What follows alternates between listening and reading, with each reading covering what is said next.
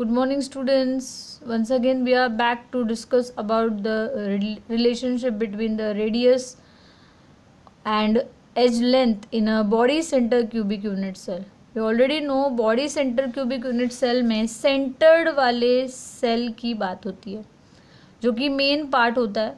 Because we already discuss that एक cubic के 8 corners होते हैं और उसके सेंटर पे जब एक स्पीयर अटैच हो जाएगा then it is known as body centred. So here once again we are drawing the spheres. First corner का एक स्पीयर है, फिर सेंटर वाले से पास होने वाला एक स्पीयर है और लास्ट कॉर्नर में एक स्पीयर है. That means here the body diagonal word, ये बॉडी डायगोनल वर्ड बहुत ज़्यादा इंपॉर्टेंट है. अगर एक रूम का एक कॉर्नर ले लिया और एग्जैक्टली उसके अपोजिट कॉर्नर को जब देखोगे तो उसके सेंटर पे आपको एकदम कॉमन एरिया मिलेगा, तो वो हो गया उसका radius. Here the sphere of first sphere का जो रेडियस है वो आर है. फिर उस रेडियस को जब सेकेंड स्पीयर अटैच हो जाता है तो उसका एक रेडियस अटैच होने की वजह से वो दूसरा आर हो गया.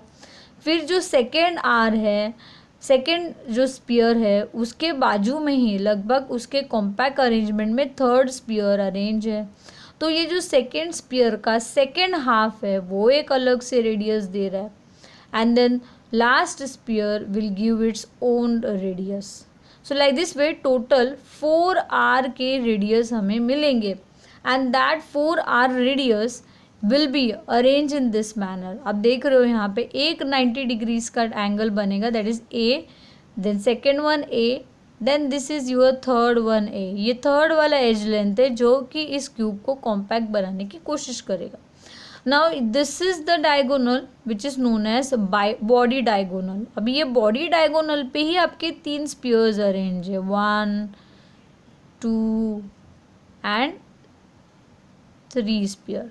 तो अभी हर एक स्पीयर का एक खुद का एक रेडियस है. तो हम यहाँ पे कैलकुलेशन करते वक्त 4 R square is equal to ये वाला ए स्क्वायर, ये वाला A square and this one A square.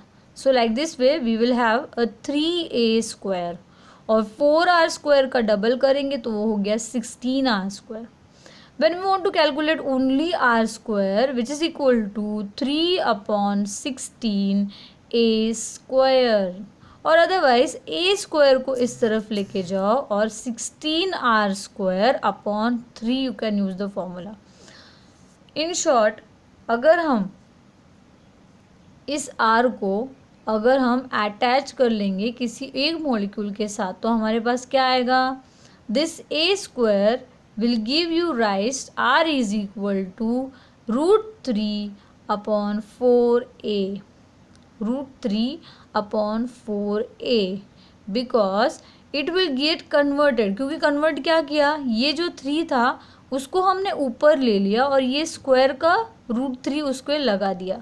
That means ये 3 को ऊपर लेके जाके इस पर हमने स्क्वायर रूट का साइन दे दिया और 4 का जो स्क्वायर रूट है वो ऑलरेडी हमने निकाल दिया जो कि 4 है और a as it is use किया. इसलिए हमारा आंसर बनता है r is equal to √3 upon 4a. So like this way your body centred radius and edge length relationship will be completed. अभी आप लोगों को एक फ्लो चार्ट बना के रखना है.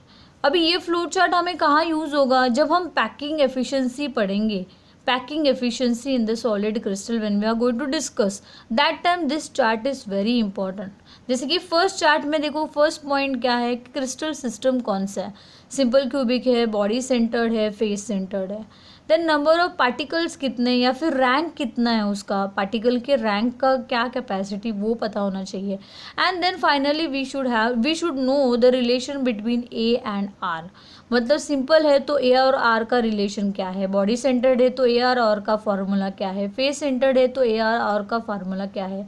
अब यहाँ पे देखो सिंपल क्यूबिक यूनिट सेल के लिए number of particle 1, R is equal to A upon 2, R is equal to A upon 2 और in short we can say A is equal to 2r.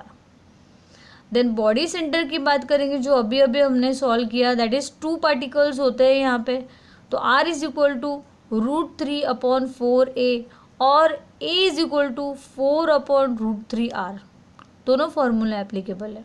And then face centre, जो last video में मैंने already discussion किया था, वहाँ पे number of particle 4 होते हैं। So r is equal to √2/4a और a is equal to 4r/√2। So I hope you understand the video very clearly.